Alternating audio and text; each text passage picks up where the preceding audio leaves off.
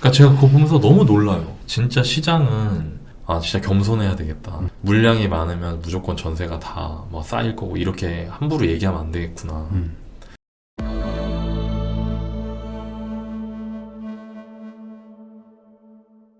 사실 지금 전세 저는 좀 폭풍 전야 이런 것 같다는 네. 느낌이 들거든요. 네. 실제로 지금 임대차 3법 하고 나서 이제 7월 말 8월 초부터 이제 계약갱신 청구권 쓴 분들이 시장에 나오는데 네. 이 영향을 좀 어떻게 보시는지. 그러니까 이거를 이제 제가 항상 부동산 시장 볼 때 네. 저도 공부하고 할 때 어떻게 하냐면은 뭐 이러니까 이렇게 되겠지. 네. 뭐 예를 들어 뭐 규제 A가 뭐 사라지니까 이렇게 되겠지. 이렇게 생각을 잘 안 하고요. 저는 어떻게 생각하냐면 내가 그 시장에 참여하고 있는 당사자라면 입장으로 생각하게 되더라고요. 왜냐면 네네. 제가 이제 투자를 배운 게 그 바닥부터 했으니까. 네네. 현장 다니면서 투자를 시작했지 무슨 뭐 막 금리 뭐 거시경제 공부하고 했던 건 아니어서. 네. 그러니까 저는 어떤 정책이나 어떤 상황에 대한 이슈가 나왔을 때 자연스럽게 이거 현장에서 이런 일이 벌어지겠는데 이런 생각이 들더라고요. 지금 현장에서 어떤 일이 벌어지냐. 전세가 임대차법 나오고 나서 그냥 패닉 전세. 그러니까 말도 안 되는 전세. 예를 들어서 전세 시세 5억 하던 게 9억이 됐고요. 네. 8억 하던 게 막 11억이 된 거예요. 근데 그렇게 그 전세가 찍은 이유는 그때 당시에 그러니까 패닉 바잉처럼 패닉 전세가 있었던 거죠. 이거 안 잡아놓으면 안 된다. 안 그럼 나 쫓겨난다. 네네. 나 못 산다 이 동네에서. 특히 뭐 당장 아이들 학교 가거나 키워야 그렇죠. 되시는 분들은 당장 집 살 수는 없고 전세가 보니까 하나도 없는데 하나도 없으니까 임대인 어떻게 놓겠어요. 완전 진짜 호가 엄청 세게 넣었을 거 아니에요. 네. 그때 뭐 몇백 세대 단지에 한 개 있고 그냥 막, 하나 있고 그랬잖아요. 없고 이랬으니까. 그러니까 이제 임대인들은 그래? 뭐 그러면 얼마에 나갔어요? 저번에 10억에 나갔어요. 그럼 저는 뭐 11억에 놓을게요. 이런 게 많았잖아요. 맞아요. 근데 그거를 또 했단 말이에요. 네. 그러니까 어떻게 됐냐면 단기간 엄청난 급등이 있었고 그게 약간 어떤 느낌이었냐면 저는 와 이거 전세에도 패닉이 왔을 때 매매가의 가수요 붙어갖고 가격이 엄청 급하게 오르는 것처럼 전세도 이렇게 되는구나 라는 생각이 들었어요. 즉 정상 범위를 이탈한 전세 가격이 고점으로 쭉 몇 개씩 찍혀 있는 거죠 지금. 그리고 나서 전세가가 빠지는 것처럼 보이고 언론에서도 전세가 막 하락한다 이렇게 말하는데 네. 그 하락이 이번 7월 달에 첫 번째 계약갱신 청구권 2+2를 다 쓴 사람들이 느끼는 기에 그 사람들에게도 하락일 거냐. 그건 아니죠. 그건 아니죠. 네. 그건 절대 아니죠. 네. 초고점에서의 약간의 하락이지. 2년 전 사람들에 그러니까요. 비하면 엄청난 급등이죠. 네. 근데 제가 이렇게 보다 보면 마치 전세가가 뭐 2년 전 수준으로 전세가 막 뚝뚝 떨어질 거다. 전세가 우리 아파트에 쌓여 있다. 이렇게 얘기하시는 분들이 많더라고요. 네. 그거는 제가 돌아다니면서 느끼는 거랑 너무 달라요. 그러니까 네. 왜 그런 얘기를 그런 얘기 하시는 하는지 건지 모르겠어요. 실제로는 안 그런데. 안 그런데. 네. 그러면은 그거 같아요. 네이버 부동산에 이렇게 단지 검색하면 전세 123개 이렇게 뜨니까 123개가 있는 거로 생각하는 걸 수도 있잖아요. 그 동일 매물 묶기만 누르면 그래도 한 반 줄고 실제 가보면 다 없어졌고 없죠. 네. 나갔고 네. 안 내렸었네 미안해요 이러는 거. 그런 게 되게 많잖아요. 네. 그리고 심지어 거기서 제일 싼 전세가도 네. 내가 갱신 청구권 쓸 때 가격보다는 높아져 있단 말이에요. 그렇죠. 그러면은 보세요. 7월 달에 끝난단 말이에요. 그때 당시 7월 달에 임대차법 할 때 만기였던 분들이 탁 썼어요. 그때 네. 계약갱신 청구권을. 네. 임대차법 개시할 때. 네. 그 2년 지났어요. 음. 그럼 이분들은 이제 2+2를 쓴 거기 때문에 바로 전세 알아봐야 되는 거고 네. 그분들이 시장에서 집을 구하러 다닐 시기가 빠르면 4월, 이제 늦으면 5월. 그렇죠. 이게 8월에 통과가 됐으니까 네. 그리고 한 9월, 10월까지 막 논란이 많았는데 그렇죠. 그 중간에 그냥 써서 연장하신 분들도 네. 막 있었거든요. 그러면 이분들이 한 9월에 계약했었다고 치면 그렇죠. 요즘에 통보가 좀 빨라요. 빨라요. 요즘에 거의 한 반년 전쯤부터 얘기하죠. 나가셔야 돼요. 네. 계속 얘기하잖아요. 그렇죠. 그러면 지금쯤은 뭐 통보를 받은 이제 분들이 슬슬 있다면- 연락이 오겠죠, 이제. 네. 그럼 그분들이 매일매일 신문기사 볼 때, 전세 안정, 전세 뭐 매물 쌓인다네, 괜찮겠지? 집값 떨어진다 이런 얘기도 있고 하니까. 그쵸. 하고 나서 이제 부동산 가갖고, 사장님 여기 전세 얼마나 해요? 라고 하면은, 뭐 예를 들어서, 네. 내가- 이전보다 좀 빠졌어요, 그래도. 내가 4억에 살고 있는데 네, 원래. 네. 네. 이전보다 좀 빠져서 뭐 한 6억 정도 하는 것 같아요. 네? 6억이요? 네. 네. 안 떨어졌어요? 떨어졌다고 하던데.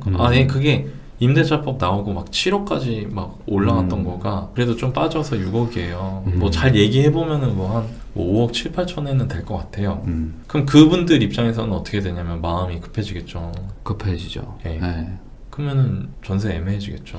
그러니까 이게 지금 금리 인상도 있잖아요. 네. 그래서 금리 인상이 집주인들한테 영향을 많이 줄 것이다라고 네. 생각하는 분들도 있는데 사실 전세도 영향 엄청 영향을 줬죠. 받기 때문에 네. 이걸 올려주고 사는 게 맞나? 라는 그런 고민도 빠지실 거란 말이죠. 네, 그렇죠. 그러면 이제 선택지가 이제 두 개인 거예요. 네. 올려줄까? 아니면 내가 다른 동네 이사를 가야 돼. 그러니까 내가 지금 4억에 전세 살고 있는데 4억 정도, 4억에서 뭐 내가 부담할 수 있는 4억 2, 3천 정도 되는 동네로 갈 것인가? 아니면 여기서 1억 5천을 올려줄 것인가? 네. 이거거든요. 네.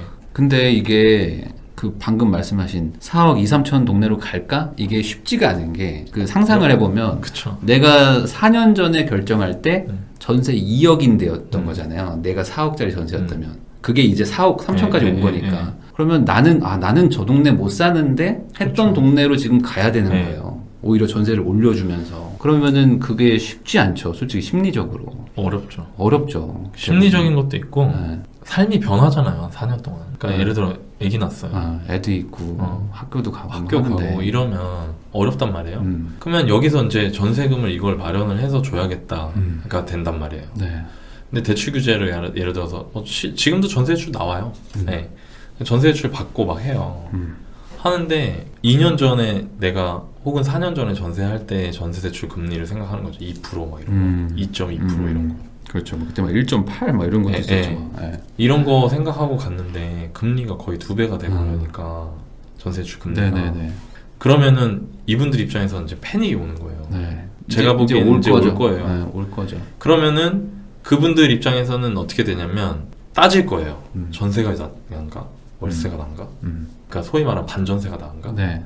근데 반전세가 나아요. 흔히 말하는 월세가 나은 거예요. 왜? 네. 전월세 전환율이 1억에 30이란 말이에요. 네. 수도권에서 네, 네. 일반적으로. 그럼 반대로 얘기하면 내가 전세 4억에 살고 있던 거를 4억 5천, 그러니까 5억으로 올려주는 대신 4억에 얼마를 붙일 때 4억에 30을 붙인다 이거예요. 근데 1억을 만약에 5억 전세를 택하면 1억을 대출을 받아야 되잖아요. 네. 이자가 더 세다. 근데 이자가 산술적으로 3.6%가 넘어가면 월세 유리한 거예요, 지금. 그렇죠. 근데 이게 시차 아니에요, 시차? 왜 그러냐면 원래 1억에 30이 아니었잖아요. 그렇죠. 근데 이제 금리가 계속 내려가니까 맞아요. 월세가 1억에 30 정도예요 해서 지금 올리는 반전세 분들도 그래야 뭐 30 받을게요 하는데 앞으로도 30만 받을 거냐? 그건 아니죠. 그건 아니잖아요. 네, 그게 실제로 금리가 벌어지고 올라가니까. 있어요, 또. 네. 왜냐면 제가 처음에 투자할 때는 월세를 1억에 60, 네, 그럼요. 65 뭐 이렇게 네, 했었거든요. 네, 근데 네. 이게 계속 내려간 거예요, 내려왔죠. 저금리 때문에. 저금리 때문에. 맞아요. 이제는 30까지 왔었거든요. 근데 다시 올라갈 것이다. 그러면 그런 그 시차가 있을 동안은 반전세가 유리한 거죠. 그렇죠. 오히려. 그러니까 지금 벌써 1억에 40 보는 데가 나오기 시작했어요. 네, 맞아요. 1억에 40씩 봐요, 이제. 네. 왜냐면 보세요. 그게 왜 가능했냐면 원래 통상적으로 최근 한 4년, 5년 동안 전체 임대 계약의 20% 정도만 월세, 80% 전세. 왜?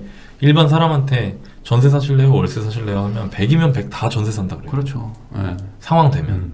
거기다 대출금리가 워낙 저금리니까 뭐 이거는 월세는 내가 보증금 아예 요만큼도 마련하지 못할 상황이 아니면 안 가는 거였단 말이에요.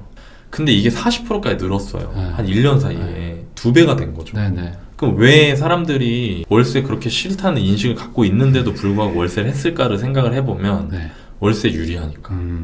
월세 왜 유리했지? 제가 아까 좀 전에 말씀드린 것 같이 1억에 30의 전환율이었기 때문에.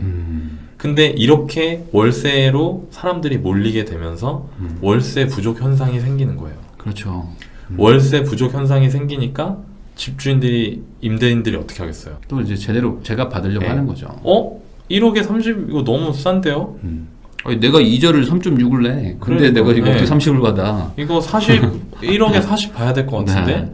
그러면 어떻게 되냐면 또 임차인 입장에서는 내가 1억에 40을 더 달라고? 그러면 내가 전세대출 금리가 4%보다 낮으면 전세대출이 유리하고 네. 4%보다 높으면 여전히 월세가 유리하네? 이런 상황으로 계속 핑퐁 게임이 되겠죠. 그러다가 월세가 그 전월세 전환되는 그 월세가 시중의 전세대출 금리보다 더 높아지는 순간이 되면 네.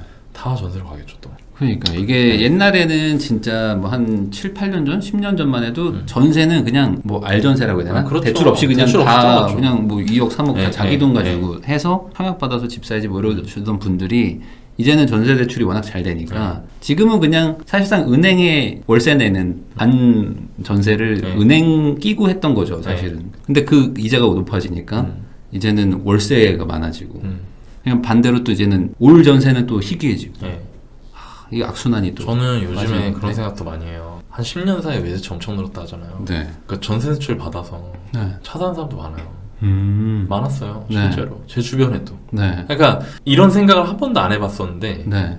이게 한 번 유동화가 되잖아요. 그러니까 한 번 대출이 들어오잖아요. 네. 원래는 대출이 없어. 그러니까 전세는 원래 대출 없었어. 근데 여기에 대출이 생겼잖아요. 네. 그럼 그 다음부터는 사람들이 3억짜리 전세를 1억으로 보는 거예요. 그렇지. 1억에 얼마로 본다. 네. 차도 1억짜리 차를 내가 뭐 파이낸스 써가지고 하면은 내 돈 3천 집어넣고 7천만 원은 뭐 금융 프로그램 써서 할부로 갖고 그럼 그 차를 사람들이 1억으로 보냐고요. 내가 살 때. 그렇죠. 남들이 1억으로 봐줬으면 좋겠고 나는 이 차를 3천으로 본단 말이에요. 아, 그렇지. 이 저금리가 사실 차의 업그레이드도 네. 많이 일으켰을 네. 거예요. 그러니까 이게 지금 저희는 뭐 재테크 사람들 관점에 대한 얘기도 하니까 정신 똑바로 안 차리면은 최근 10년 동안 이리저리 휘둘리면서 내가 하고 싶은 대로 살았는데 네. 이제 되게 여러모로 힘들어지는 그런 상황이 돼버린 거죠. 이런 느낌인데요. 그러니까 저금리의 그 흐름에 약간 자기가 좀 편하게 살았으면 소비나 이런 것들이 아마 훨씬 더 늘어났을 텐데 이제는 고금리로 이제 가는 상황이면 엄청 힘들어지겠네요. 그렇죠. 네. 그러니까 저는 뭐 모르겠어요. 뭐 부동산 얘기하는 것도 맞지만 그냥 이런 방송 통해서 그런 포인트들도 보시면 어떨까. 아, 내가 지금 시기에 어떻게 살아야 되는구나. 네. 어떤 부분을 주의해야겠구나. 이런 걸 보시는 것도 좀 좋을 것 같아요. 그러니까 지금 뭐 전월세를 어떻게 할 거냐, 매수를 할 거냐를 떠나서 앞으로는 좀 나의 소비 패턴이나 이런 것들도 좀 다시 한번 그렇죠. 좀 진짜 고민 많이 다짐을 하셔야죠. 해야 되는 상황인 거죠. 네. 맞아요. 이게 옛날에 이자 6%대, 6.5%대는 정말 상상할 수 없는 차였어요. 그러니까 이 외제차들은. 말도 안 되는 거예요. 왜냐면은 1억이면은 이자가 얼마야? 막 낼 수가 없었어요. 그 네. 시중 금리보다 더 비싼데. 네, 파이낸스. 그러니까. 근데 이제는 뭐 마이카론 뭐 이런 거 하면 그러니까요. 정말 쌌거든요. 네, 네. 3%, 뭐 2%대도 있었는데. 그러니까 하긴 외제차들 많이 샀겠지. 그렇죠. 그리고 옛날엔 알전세였잖아요. 네, 맞아요. 아까 부인님 얘기하신 대로. 네. 그러니까 내가 2억이 있으면 내가 살려면 2억짜리 전세 내 돈 다 들어가니까 뭐 여력이 없죠. 네. 근데 지금은 2억? 그러면 나 1억 하고 1억 전세 대출 그렇죠. 받고. 그것도 뭐 주식도 들어가 있고 코인도 하고 막 이런 네. 분들도 많았으니까 그렇죠. 이제는 약간 레버리지를 쓴다는 거에 대해서 좀 익숙해지신 분들이 익숙해졌죠, 많이. 이제 반대로 레버리지 역습이 올 수 있는 거네. 지금은 상황에서는. 그래서 그런 부분들 대출 관리나 네. 내가 대출을 쓰고 있는 거에 있어서 항상 좀 더 지금 내가 이런 거 주의해야 될 시기다 이런 생각도 하셨으면 좋을 것 같고 제가 작년부터 뭐 내 집 마련 이런 거 얘기할 때도 네. 그러니까 왜 영끌하지 말라고 했는지 영끌을 하는 순간 내가 가처분 소득 네. 그리고 거기 생활비를 뺀 잉여금 잉여금 중에서도 뭐 한 절반 정도 60% 정도까지만 원리금 부담 상환이 되는 선에서 내 집 마련 하시라고 했던 게 네. 그러니까 이런 순간이 언젠간 올 테니까 네. 그러면은 이제 예를 들어 뭐 2년 전 10월에 계약갱신 청구권 쓴 거예요. 네. 그리고 그 집에서 그 주인이 2년 뒤에는 나가라 만약에 이런 네, 통보까지 막 네. 했어. 그래서 지금 그런 얘기를 이제 들을 것 같은 분들도 있잖아요. 네. 이런 분들은 지금 뭐 예를 들어 전세 아까 뭐 한 4억인데 뭐 한 반 정도 대출을 받아서 지금 현금 한 2억 한 5, 6천 정도 있는 네. 나갈 수밖에 없는 분들 네. 나가는 게 예정돼 있는 분들은 어떤 선택을 하는 게 좋을 것 같으세요? 당장 10월에 뭐 재계약을 하든지 아니면 이사 가든지 해야 어렵다. 되는데 여기서 한 번 더 전세를 가는 게 확률상 좋은 선택일까요? 어떻게 보세요? 저는 네. 전 내 집 마련은 네. 그냥 내가 집이 필요해지고 내 삶이 막 위협받는 상황이 오는 거를 내가 여력이 되는데 방치하는 건 아니라고 생각해요. 그게 뭐 집값이 오르고 떨어지고 이걸 떠나서 네. 내 집 마련 내가 사는 거니까. 근데 그러면 너네님 지금 집값 이렇게 많이 올랐고 네. 뭐 금리 올린다 그러고 막 그런데 지금 저보고 뭐 집 사라고요? 그 저라면 이렇게 할 것 같아요. 그러니까 내가 집을 살 수 있다 정말로. 그리고 대출 범위를 그러니까 마음에 드는 집이 있고요. 이 집을 사는데 대출 이 집을 살 수 있어요. 내 종잣돈과 지금 현 제도 하에서 허용되는 대출로. 네. 그리고 이 대출이 내가 생각하기에 우리 집에 매달 잉여금, 그러니까 생활비 제하고 네. 남는 돈의 뭐 한 60% 수준으로 원리금 상환이 감당이 될 것 같다. 그럼 저는 살 것 같아요. 왜냐면 전월세는 제가 보기에는 지금보다 나아지기는 어려워요.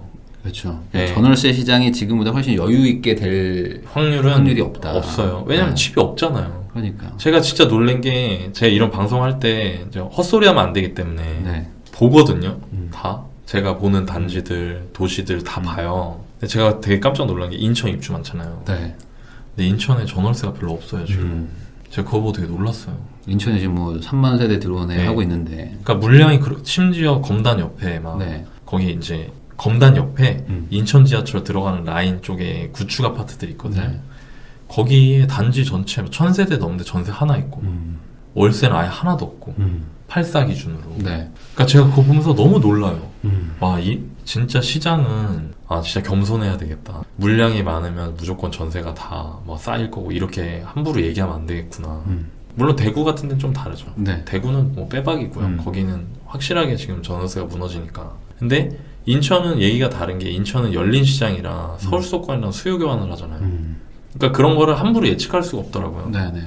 근데 그거 보면서 제가 어떤 생각을 했냐면 내가 이렇게 말씀을 좀 드려야겠다. 어떻게 팁을 드릴까 생각을 하다가 정리한 게 여러분들이 선택을 할 거란 말이에요. 네. 아까 부인님이 얘기하신 것처럼 내가 매매할지 아니면 전세할지 월세할지. 네. 그러면 전세도 사실상 은행 월세나 마찬가지예요. 이제 그렇죠. 지금 전세값 수준에서는. 그러면 이렇게 판단해야 되는 거예요. 매매랑 월세 이거거든요. 근데 이 월세 내는 게 은행이냐 그냥 임대인이냐 이 차이일 뿐이지. 그렇죠. 그럼 여기서 상대적으로 집값이 싸다, 즉 내가 싸게 사는 거다를 판단할 수 있는 건 뭐냐면 월세 매달 내는 월세하고 담보대출 받았을 때의 담보대출 원리금하고 차이가 크지 않다. 그러니까 차이가 나긴 나겠지만 감당할 만하다. 네. 근데 사실 뭐 예를 들어서 지금 실제로 수도권에 4억에서 5억 사이 84제곱미터 아파트들이 있거든요. 네. 있어요. 네. 근데 그 아파트들이 전세는 뭐 한 3억 3천, 3억 4천 이 정도 하고요. 월세가 뭐 3천에 110이래요. 그렇게 비싸요? 장난 아니죠. 진짜 깜짝 놀랐다니까요. 왜냐면 월세 그거 하나밖에 없어. 월세가 너무 없으니까. 그러니까 네. 아까 우리 지금까지 얘기한 거 이제 전환율이 올라가는 거예요. 네. 그러면은 보세요. 내가 여기서 3천에 110을 살까? 아니면 4억 3천짜리 아파트 매매를 할까? 난 무주택이고 70% 대출이 나와. 그러면 4억 3천에 70%면 대충 뭐 반공제 이런 거 한다 쳐더라도 2억 8, 9천이 나온단 말이에요. 거기에 지금 담보대출 4% 정도 해요. 네. 그럼 그거 따지면요. 원리금이 140이에요. 원금 포함이. 그러면 내 집에서 이 집 담보대출 원금 포함해서 매달 140만 원씩 나가는 걸 내 집에서 살지. 네. 아니 110만 원 월세 내고 살지.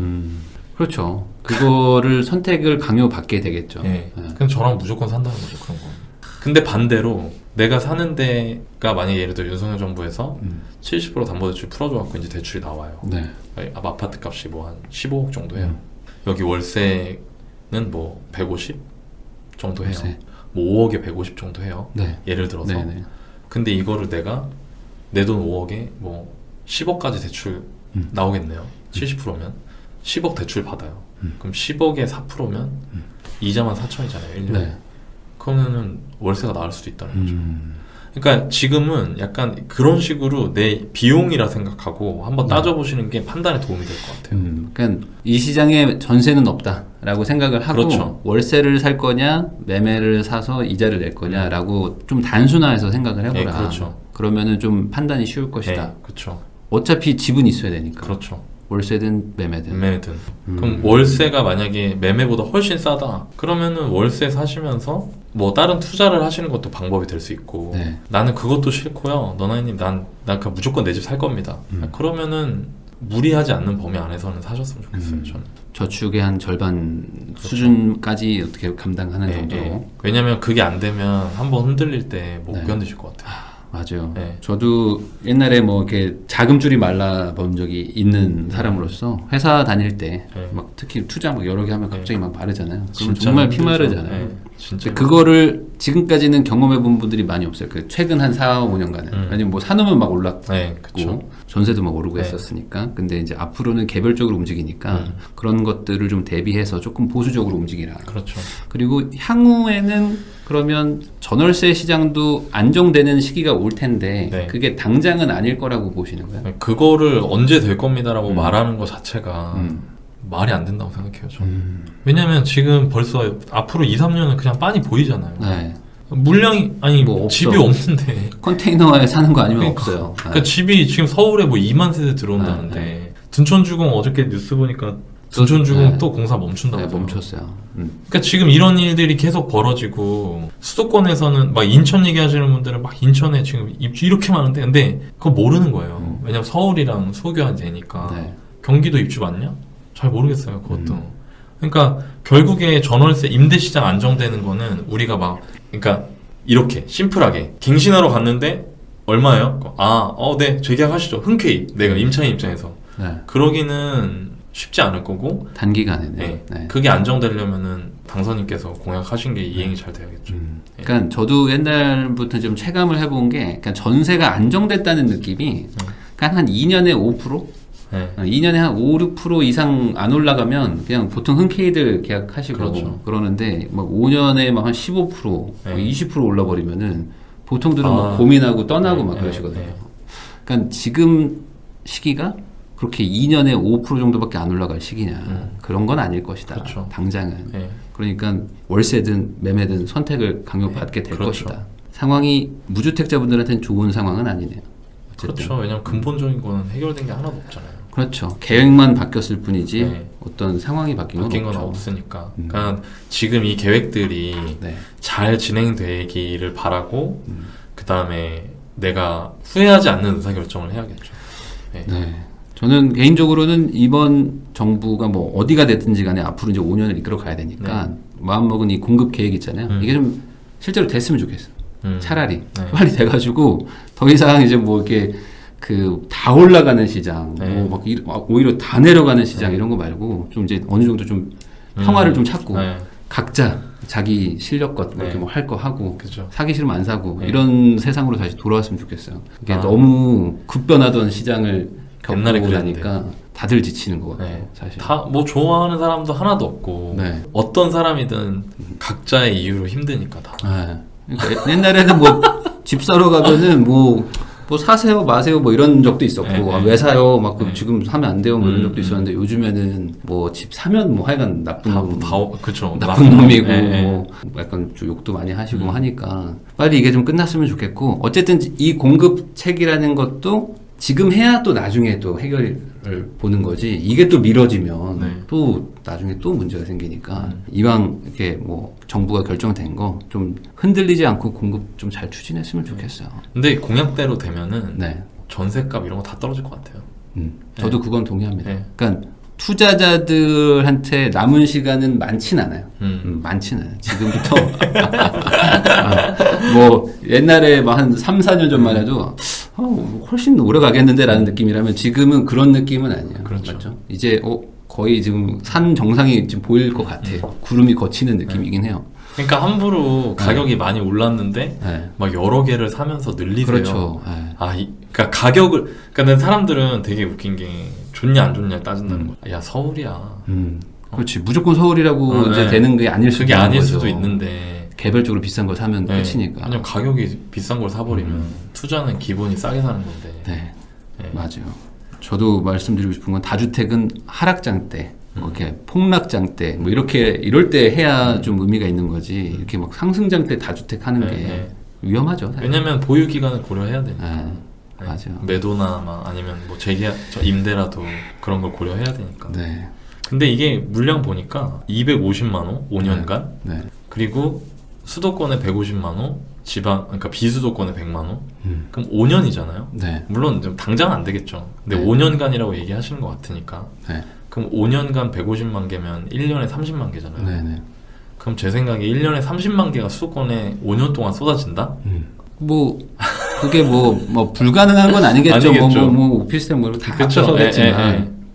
근데 뭐 만약에 뭐 아파트 유형으로 하신다고 하니까 네. 그런 걸 한다? 그러면은 진짜 힘들어지긴 하죠. 아 그렇죠. 네, 장난 아니겠죠. 네. 그럼 일기 신도시가 매년 생기는 건데 이렇게 그렇죠. 매년 생기는 거를 버틸 수는 없고 그 정도면 MB 정부 때보다 더 많은 거예요. 더 많은 네. 거죠. 그러면은 그때 뭐 다 미분양 사태 나고 네. 뭐 전국이 다 도지 막 침체되고 네, 그렇죠. 뭐 그런 상황이 올 수도 있으니까 네. 어쨌든 그런 계획이 있다.